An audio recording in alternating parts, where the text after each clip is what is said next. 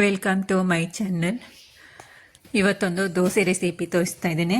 ಎಲ್ಲರ ಮನೆಯಲ್ಲೂ ದೋಸೆ ಮಾಡ್ತೀರಲ್ಲ ಗೈಸ್, ಇದು ಸೂಪರ್ ಸಾಫ್ಟ್ ಆಗಿರುವ ದೋಸೆಯನ್ನು ತೋರಿಸ್ತಾ ಇದ್ದೇನೆ. ನಾನು ಈ ಮೆಜರ್ಮೆಂಟ್ ಅಳತೆಯಲ್ಲಿ ಈ ಕಪ್ಪಲ್ಲಿ 1.5 ಅಷ್ಟು ಅಕ್ಕಿ ತಗೊಂಡಿದ್ದೇನೆ. ಇದಕ್ಕೆ 3/4 ಕಪ್ ಅಷ್ಟು ಉದ್ದಿನ ಬೇಳೆಯನ್ನು ತಗೊಂಡಿದ್ದೇನೆ. ಒಂದು ಚಿಕ್ಕ ಟೀ ಸ್ಪೂನಲ್ಲಿ ಮೆಂತ್ಯ ತಗೊಂಡಿದ್ದೇನೆ. ವಿಡಿಯೋವನ್ನು ಕೊನೆ ತನಕ ವಾಚ್ ಮಾಡಿ, ಆವಾಗ ನಿಮಗೆ ಸೂಪರ್ ಸಾಫ್ಟ್ ದೋಸೆ ಹೇಗೆ ಮಾಡೋದು ಅಂತ ಗೊತ್ತಾಗುತ್ತೆ.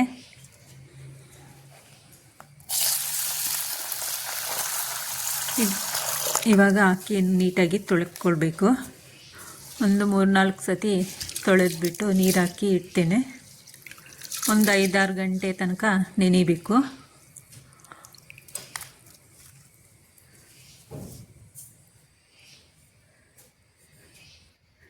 ಇವಾಗ ಒಂದು ಸ್ಟೀಲಿಂದು ಬಾಣಲೆ ತಗೊಂಡಿದ್ದೇನೆ.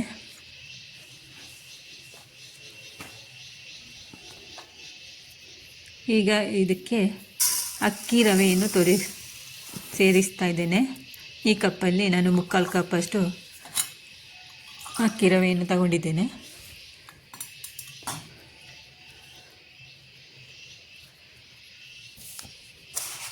ಇದಕ್ಕೆ ಇವಾಗ ನಾನು ಅದೇ ಕಪ್ಪಲ್ಲಿ ಅಳತೆಯಲ್ಲಿ ಒಂದು 5 ಕಪ್ ಅಷ್ಟು ನೀರನ್ನು ಹಾಕ್ಕೊಳ್ತಾ ಇದ್ದೇನೆ.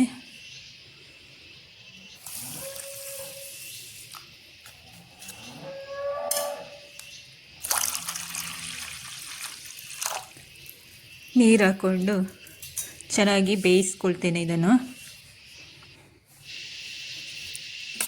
ಬೆಂದಾದ ನಂತರ ಈ ರೀತಿಯಾಗಿದೆ ನೋಡಿ.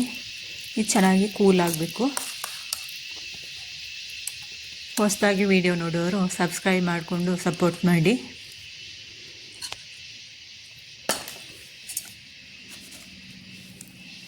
ಇವಾಗ ನಾನು ಮೊದಲೇ ನೆನೆಕಿಟ್ಟಿರುವಂತಹ ಅಕ್ಕಿಯನ್ನು ತಗೊಂಡಿದ್ದೇನೆ.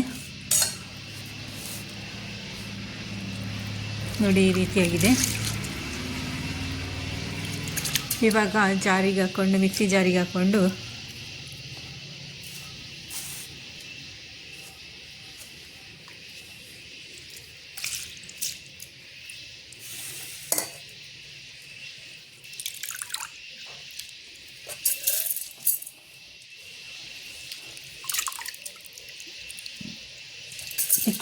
ಹಾಕ್ಕೊಳ್ತಾ ಇದ್ದೇನೆ ನೋಡಿ.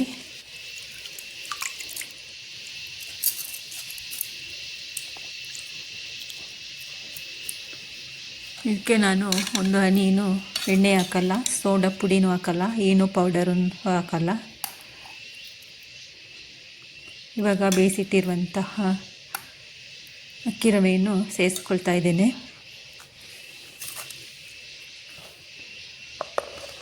ಇವಾಗ ಜಾರಿಗೆ ಒಂದು ಚಿಕ್ಕ ಕಪ್ಪಲ್ಲಿ 1 ಕಪ್ ಅಷ್ಟು ನೀರನ್ನು ಸೇರಿಸ್ಕೊಳ್ಬೇಕು.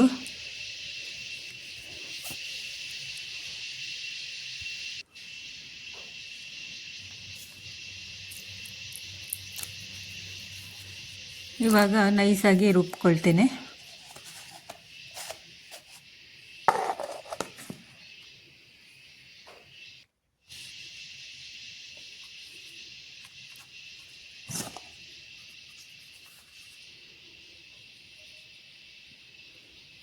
ಈ ರೀತಿ ನೈಸಾಗಿ ರುಬ್ಬಿದ್ದೀನಿ ನೋಡಿ.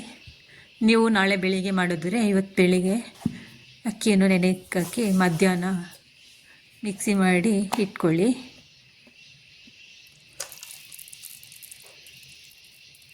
ನಾನು 2 ಸತಿ ಮಿಕ್ಸಿ ಮಾಡ್ಕೊಳ್ತೇನೆ, ಒಂದು ಸತಿಗೆ ಆಗಲ್ಲ.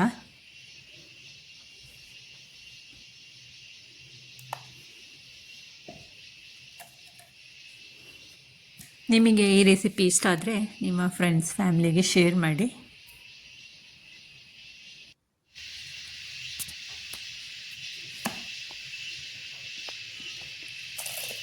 ಎರಡನೇ ಸತಿನೂ ಮಿಕ್ಸಿ ಮಾಡಿ ಈ ರೀತಿ ಒಂದು ಪಾತ್ರೆಗೆ ಹಾಕ್ಕೊಳ್ತಾ ಇದ್ದೇನೆ.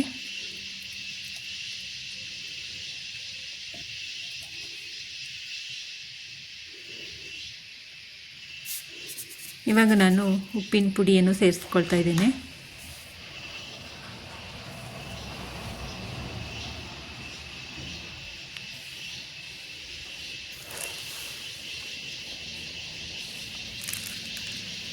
ಇದಕ್ಕೆ ನಾನು 1 ಚಮಚದಷ್ಟು ಸಕ್ಕರೆಯನ್ನು ಹಾಕ್ಕೊಳ್ತಾ ಇದ್ದೇನೆ, ಚಿಕ್ಕ ಚಮಚದಲ್ಲಿ. ಇವಾಗ ನೀಟಾಗಿ ಮಿಕ್ಸ್ ಮಾಡಿಕೊಳ್ಬೇಕು. ಚೆನ್ನಾಗಿ ಮಿಕ್ಸ್ ಮಾಡ್ಕೊಳ್ಳಿ. ನಾನು ಜಾರ್ ತೊಳೆದಿರುವ ನೀರನ್ನು ಸ್ವಲ್ಪ ಹಾಕ್ಕೊಂಡಿದ್ದೇನೆ.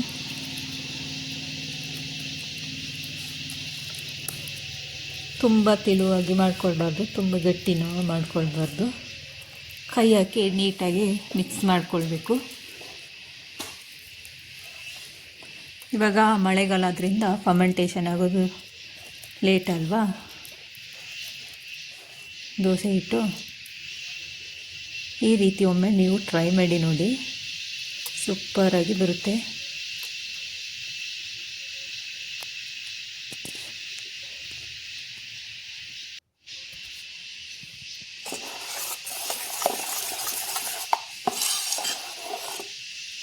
ನೋಡಿ, ಈ ರೀತಿ ಹದ ಇದ್ದರೆ ಸಾಕಾಗುತ್ತೆ. ತುಂಬ ಗಟ್ಟಿನೂ ಮಾಡ್ಕೊಳ್ಬಾರ್ದು, ತುಂಬ ತೆಳುವಾಗಿ ಮಾಡ್ಕೊಳ್ಬಾರ್ದು.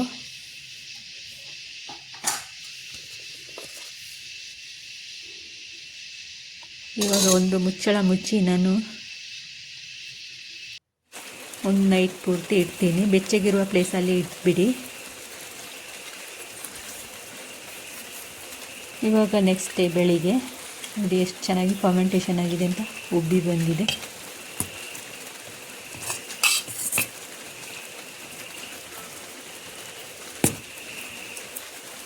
ಸೂಪರಾಗಿ ಉಬ್ಬಿ ಬಂದಿದೆ ದೋಸೆ ಹಿಟ್ಟು. ಇವಾಗ ಒಂದು ತವಾ ಬಿಸಿಗಿಟ್ಟಿದ್ದೇನೆ.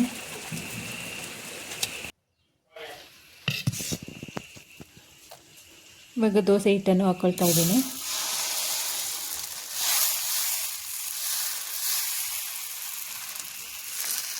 ನೀವೇ ನೋಡಿ ಎಷ್ಟು ಚೆನ್ನಾಗಿ ಬರ್ತಾ ಇದೆ ಅಂತ.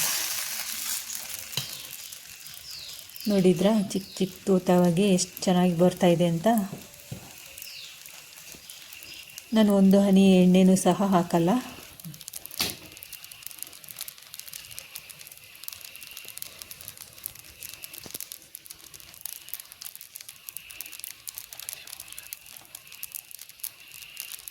ಇದು ಸ್ವಲ್ಪ ಹೊತ್ತು ಬೇಯಲಿ.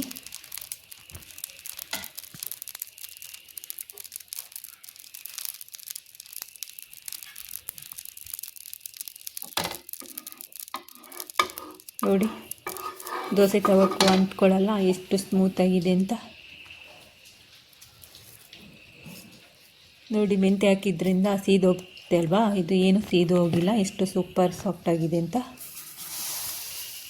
ಇನ್ನೊಂದು ದೋಸೆ ಹಾಕಿ ತೋರಿಸ್ತಾ ಇದ್ದೀನಿ.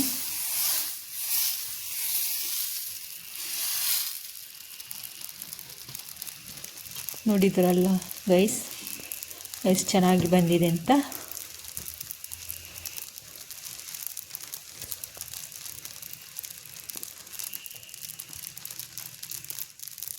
ಇದೇ ರೀತಿ ನೀವು ಒಮ್ಮೆ ಟ್ರೈ ಮಾಡಿ ನೋಡಿ, ಕಮೆಂಟ್ ಮುಖಾಂತರ ತಿಳಿಸಿ ಹೇಗೆ ಬಂದಿದೆ ನಿಮ್ಮ ದೋಸೆ ಅಂತ.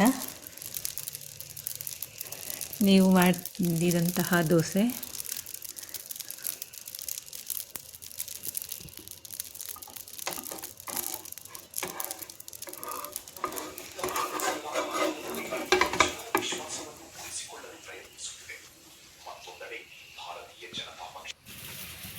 ಫೈನಲಿ ಈ ರೀತಿ ರೆಡಿ ಆಯಿತು ನಮ್ಮದು ಸೂಪರ್ ಸಾಫ್ಟ್ ಆದ dosa.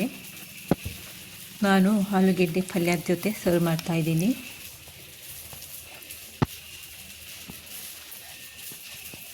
Thank you for watching. ಎಲ್ಲರಿಗೂ ಬಾಯ್.